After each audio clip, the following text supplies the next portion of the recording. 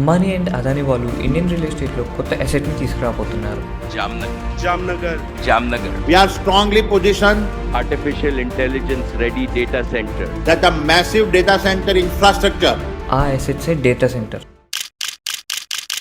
ఇండియాలో data centers మ్యాండేటరీగా రావాలి because India alone produce around 20% of data and దాంట్లో మనం ఓన్లీ 3%ని స్టోర్ చేస్తున్నాం. మిగతా 17% డేటా అదర్ కంట్రీస్ డేటా సెంటర్స్లో స్టోర్ అవుతుంది. అది నేషనల్ సెక్యూరిటీకి చాలా థ్రెట్. ఆ 17% డేటాని స్టోర్ చేయడానికి మన ఇండియన్ బిజినెస్ మెన్స్ ట్రై చేస్తున్నారు. ఇవన్నీ చూస్తుంటే మన ఇండియా రివల్యూషన్లో బికమింగ్ ఏ పైనయర్. ఈ డేటా రివల్యూషన్లో ఒక డార్క్ సైడ్ కూడా ఉంది. ఆ రివల్యూషన్ వల్ల Mumbai, Hyderabad and many metro cities water crisis రావచ్చు. అసలు డేటా సెంటర్ ఎందుకు రావాలి, ఆ డార్క్ సైడ్ ఏంటో ఈ వీడియోలో చూద్దాం. Prime Minister also inaugurated the National Data Center for Northeastern region at Amintau in Kanpur. The surge of power which data centers cause can best be handled by a country like India because of our massive grid.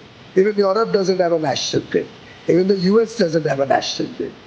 But India has a national grid. So we are a preferred destination for data centers. Right here in India, we're thrilled about sort of all the data center capacity that is coming live. We already have stuff in Pune and in Chennai and Mumbai. And we're very excited of the India South Central, which is in Hyderabad, that's going to come up.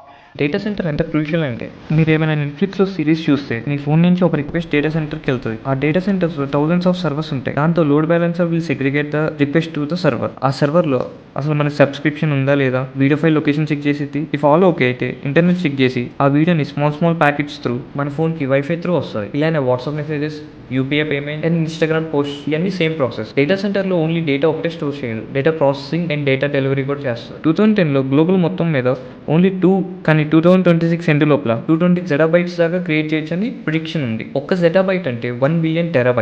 Every year data just 2x అయ్యేది. After introducing AI it increase to 3x to 5x. ఇంత మొత్తం మీద data ఈ 4 factors మీద generate అవుతున్నాయి: AI, cloud computing, video streaming and crypto mining. Question ఏంటంటే మనం always data consume చేస్తూనే ఉంటాం, మరి సడన్గా అందరూ డేటా సెంటర్స్, డేటా క్రైసిస్ అని ఎందుకు అంటున్నారు? ఇదంతా AI అండ్ క్రిప్టో మైనింగ్ వల్ల జరిగింది. AI, generative AI. With AI. Recent రిపోర్ట్స్ని చూస్తే AI డేటా సెంటర్ యూజ్ చేసే ఎనర్జీ వల్ల కొన్ని కంట్రీస్ ఎలక్ట్రిక్ ప్రైజెస్ని హైక్ చేశారు. సింపుల్గా చెప్పాలంటే మీరు ChatGPTలో మెయిల్ రాయమని లేదా ఇమేజ్ జనరేట్ చేయమని అడిగితే అది ఒక 100 watts AI రెస్పాన్స్ కోసం అప్రాక్స్ 0.14 kWh ఎలక్ట్రిక్ యూజ్ చేస్తుంది. ఆ ఎలక్ట్రిక్తో 14 LED బల్బ్స్ 1 hour వరకు రన్ చేయొచ్చు. మరి దాన్ని కూల్ చేయడానికి అరౌండ్ 1/2 liter వాటర్ కూడా కావాలి. ఇప్పుడు ఇది మిలియన్స్ బిలియన్స్ ప్రాంప్ట్తో మల్టిప్లై చేస్తే ఒక స్కేరీ ప్యాటర్న్ వస్తుంది. యూఎస్లో యావరేజ్గా 100 MW డేటా సెంటర్ 75,000 హౌసెస్కి ఈక్వల్గా ఎలక్ట్రిసిటీ తీస్తుంది and daily 20 lakh liters drinking వాటర్ని కన్జ్యూమ్ చేస్తుంది. ఆ వాటర్తో approx 6,500 houses full day manage చేయొచ్చు. ఇప్పుడు భయం ఏంటంటే ఇలాంటి data centres navy Mumbai, Hyderabad, Chennai, ఢిల్లీలో బిల్డ్ అవుతున్నాయి. ఆల్రెడీ ఢిల్లీ అండ్ చెన్నై, బెంగళూరులో వాటర్ క్రైసిస్ స్టార్ట్ అయ్యాయి. యూఎస్లో జార్జియా అనే ప్లేస్లో అక్కడ Meta, Google, Amazon huge data సెంటర్స్ని క్రియేట్ చేశారు. స్టార్టింగ్లో అందరూ హ్యాపీ, $40 billion ఇన్వెస్ట్మెంట్ వచ్చింది, రియల్ ఎస్టేట్ ప్రైజెస్ పెరిగాయి అండ్ అందరూ జాబ్స్ వస్తాయని అనుకున్నారు. కానీ ఎగ్జాక్ట్ ఆపోజిట్గా జరిగింది. కూలింగ్ టవర్ నాయిస్ వల్ల పీపుల్కి నిద్ర కూడా సరిగ్గా రావట్లేదు. ఇప్పుడు అక్కడ పీపుల్ కంటామినేటెడ్ వాటర్ని యూజ్ చేస్తున్నారు. Couldn't sleep. I thought I was losing my mind. Summertime is more of a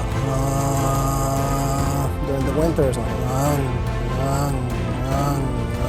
When I go to my room at night, the tonal noise immediately triggered my anxiety to the point where I couldn't sleep. This is where I fill up water for storage. Those are the things we have to fill up to flush the toilets. So you can see the sediment from the data center. So question ఏంటంటే మనం data సెంటర్స్ని oppose చేయాలా, protest చేయాలా? Development oppose చేస్తే country కోర్ట్ని break చేసినట్టే. కానీ ridiculous డెవలప్మెంట్కి and sustainable డెవలప్మెంట్కి difference ఉంది. కానీ ఏం చేద్దాం, మన డేటాని మనమే కాపాడుకోవాలి. ఇలా ఎందుకంటున్నానంటే 2013లో యూఎస్ ఇంటెలిజెంట్ ఒక బిగ్ రెవల్యూషన్ ఇచ్చారు. US government massive surveillance program run చేయడానికి నాసా వరల్డ్ లీడర్స్ ఫోన్ని ట్యాప్ చేశారు. వాళ్ళ ప్రైవేట్ మెసేజ్ కూడా చదివారు. ఇది ఎలా పాసిబుల్ అంటే ఆ డేటా అంతా యూఎస్ సర్వర్లో స్టోర్ అయింది కాబట్టి. ఇప్పుడు మన defence data and payment data foreign సర్వర్స్లోనే ఉన్నాయి. ఆ కంట్రీ గవర్నమెంట్ లాస్ యూజ్ చేసి మన డేటాని లీగల్గా యాక్సెస్ చేయొచ్చు. ఇన్ఫ్యాక్ట్ మైక్రోసాఫ్ట్ కూడా ఒక సిచ్యువేషన్లో వాళ్ళ డేటాని యూఎస్ గవర్నమెంట్కి ఇవ్వలేకపోయారు, ఎందుకంటే వాళ్ళ డేటా అంటే యూరోప్లో స్టోర్ చేశారు. ఆ సిచ్యువేషన్లో యూరోప్ గవర్నమెంట్ మైక్రోసాఫ్ట్ని రిఫ్యూజ్ చేసింది. ఆ సిచ్యువేషన్లో మన డేటా అంటే ఫారెన్ సర్వర్లో ఉంటే Aadhaar card, UPI, banking, defence system అన్నీ ఒకసారి షట్ డౌన్ అయ్యే ఛాన్స్ ఉంది. అండ్ ఒక ఫేమస్ లీడర్ చెప్పాడు, if you blind a soldier for a minute he will die, if you blind a nation for 24 hours the nation will fall. సింపుల్గా చెప్పాలి అంటే India తన డేటాని తను ఉంచుకోలేకపోతే తన ఫ్యూచర్ని కూడా ఓన్ చేయలేదు. అందుకే ఆర్బీఐ పేమెంట్స్ డేటాని ఇండియాలోనే స్టోర్ చేయాలని రూల్ తీసుకొస్తుంది. కానీ ప్రాబ్లం ఏంటంటే మనం జనరేట్ చేసే 20% డేటాలో ఓన్లీ 3% మన ఇండియాలో స్టోర్ అవుతుంది. మిగతాదంటే ఫారెన్ సర్వర్స్లో ఉన్నాయి. దానికి సొల్యూషన్ ఏంటంటే first government strict water sustainable laws పెట్టాలి. వాటర్ క్రైసిస్ తక్కువ ఉన్న సిటీస్లో మాత్రమే డేటా సెంటర్కి పర్మిషన్ ఇవ్వాలి. Example, Amazon recycle water use చేసి 2030 కల్లా 530 మిలియన్ గ్యాలన్స్ ఫ్రెష్ వాటర్ని సేవ్ చేయాలని ప్లాన్ చేస్తుంది. సెకండ్, రెన్యూబుల్ ఎనర్జీ కెపాసిటీని ఫాస్ట్గా ఇంక్రీజ్ చేయాలి. అప్పుడే మనం ఎనర్జీ సెక్యూరిటీ అండ్ వాటర్ సెక్యూరిటీని రెండు మెయింటైన్ చేయగలం. ఈ పాయింట్స్ కానీ గవర్నమెంట్ కన్సిడర్ చేసి డేటా సెంటర్స్ని బిల్డ్ చేస్తే ఆ డెవలప్మెంట్కి మీనింగ్ ఉంటుంది. That's all for today guys. మీరు ఈ వీడియో నుంచి ఏమైనా నేర్చుకుంటే లైక్ చేసి ఫాలో కొట్టండి.